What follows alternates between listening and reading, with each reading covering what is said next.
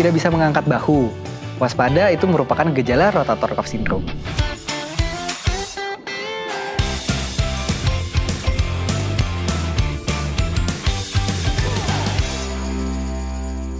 Perkenalkan, saya Dr. Andreas Riki, spesialis kedokteran fisik dan rehabilitasi.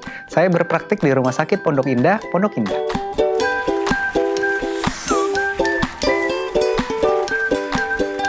Viewers, banyak yang mungkin mengalami gejala pada bahu maupun cedera pada bahu. Itu kita bisa kenal dengan rotator cuff syndrome.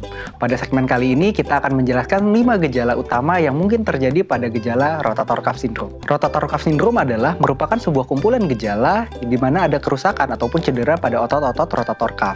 Kerusakannya bisa berupa tendinitis ataupun peradangan maupun berupa robekan ataupun bisa berupa partial tear maupun total tear. Untuk rotator cuff sendiri itu ada beberapa otot. Ada 4 otot utama, ada supraspinatus, infraspinatus, subscapularis, dan juga teres minor.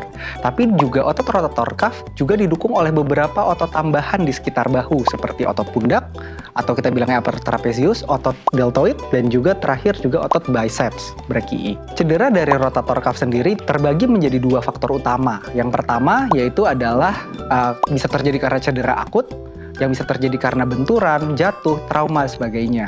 Yang kedua, bisa terjadi karena trauma yang bersifatnya overuse injury. Nah, ada beberapa faktor yang bisa mempengaruhi terjadinya timbul cedera tersebut. Yang pertama, yaitu adalah gerakan bahu yang berulang. Yang kedua adalah faktor usia juga berperan pada saat ini. Yang terakhir ada faktor resiko di mana perubahan posisi dari sendi bahu itu sendiri.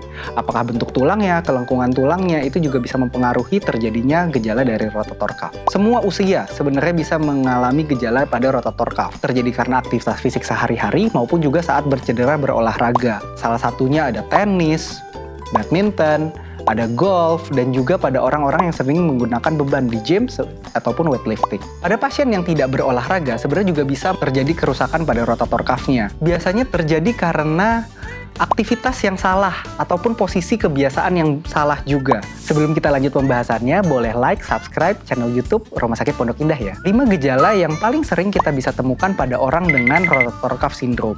Yang pertama adalah rasa tidak nyaman pada bahu saat menggerakkan lengan tersebut. Yang kedua, ketidakmampuan dalam mengangkat beban benda berat. Yang ketiga, yaitu ada kerasa kelemahan pada daerah bahu hingga lengannya yang tidak memungkinkan untuk mengangkat ataupun menggerakkan tangan tersebut. Selanjutnya juga ada gejala di mana ada terdengar bunyi, ada bunyi clicking noise di sana saat gerakan tertentu.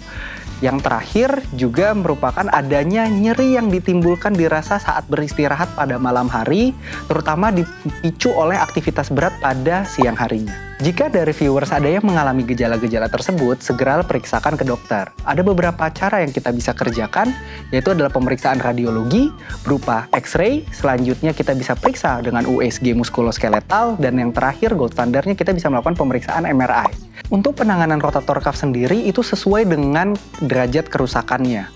Di mana pada kerusakan yang sifatnya berat ataupun kerusakan total, pasti kita anjurkan untuk melakukan tindakan perbaikan oleh dokter spesialis ortopedi. Sedangkan jika pada derajat yang rendah ataupun kerusakannya tidak berat, kita bisa lakukan fisioterapi. Ada beberapa hal yang bisa kita kerjakan di unit rehabilitasi medik ataupun fisioterapinya.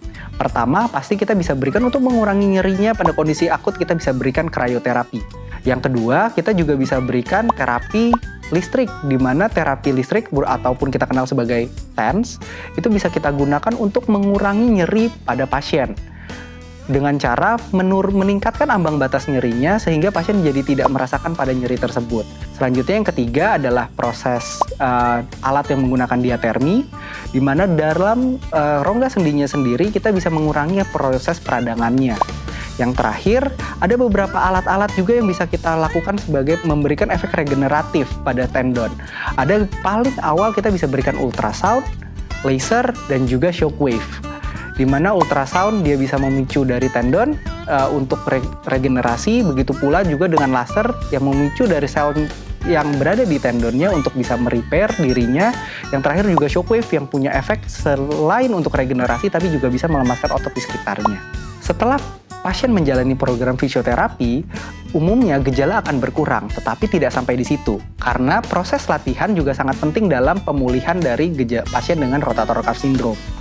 Latihan yang dimaksud adalah latihan penguatan, di mana bertujuan untuk menguatkan otot-otot di sekitar bahunya untuk menjaga stabilitas dari bahu itu sendiri. Pada kasus ringan, biasanya hanya membutuhkan 2 minggu terapi dan juga dengan istirahat yang adekuat. Jika kasusnya cukup serius, biasanya membutuhkan waktu yang cukup lebih lama daripada biasanya, memungkinkan bisa sampai 2 bulan. Jika viewers ada yang mengalami gejala-gejala tersebut, agar tidak semakin memberat gejalanya ataupun kerusakan yang tidak bertambah, segera konsultasikan kepada dokter. Semoga informasinya bermanfaat. Terima kasih.